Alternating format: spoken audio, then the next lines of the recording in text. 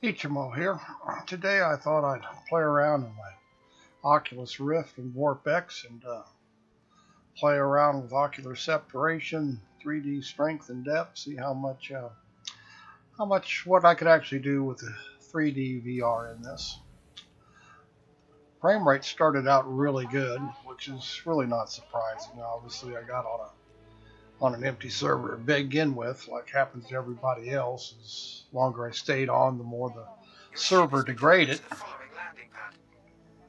Just something you learn to expect. CIG's 3.0. It's really not ready for prime time. And I just really can't recommend it to my friends who keep asking about it, because yeah, they're going to be more frustrated than they are happy at this time.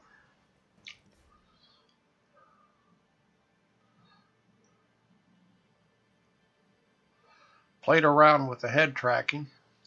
Seems like depending on what ship you're in or what you're doing, sometimes the native head tracking works. Sometimes you have to use it as a gamepad to get a better view. I don't know if people have the same problem with Track IR,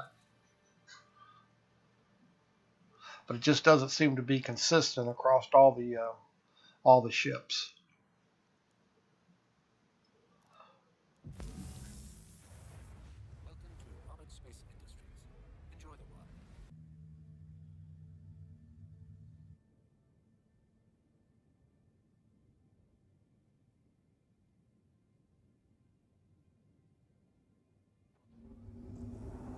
Engaging jump.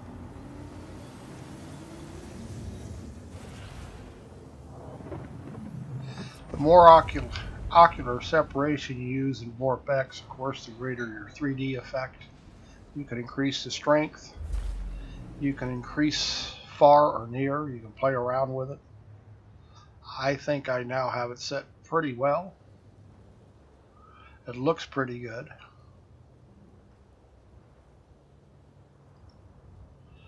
Probably will change if they ever get frame rates up, but I wouldn't expect that until closer to release. Doesn't seem to be an issue with theirs. Just like flying with a joystick. It's actually, you fly with a keyboard and mouse, combat even, it's not bad. As soon as you hook up your joysticks, it's just god awful. I never heard of a flight sim that they're only smart enough to program keyboard and mouse, and they just not very immersive that way. I prefer joysticks because I want the immersion.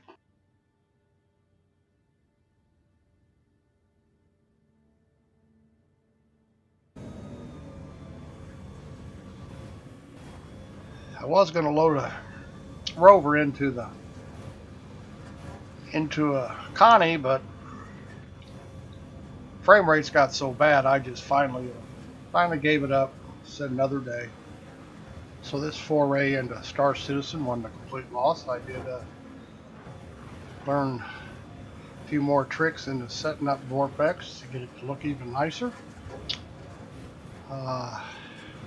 And that was what I came in here for to begin with anyway.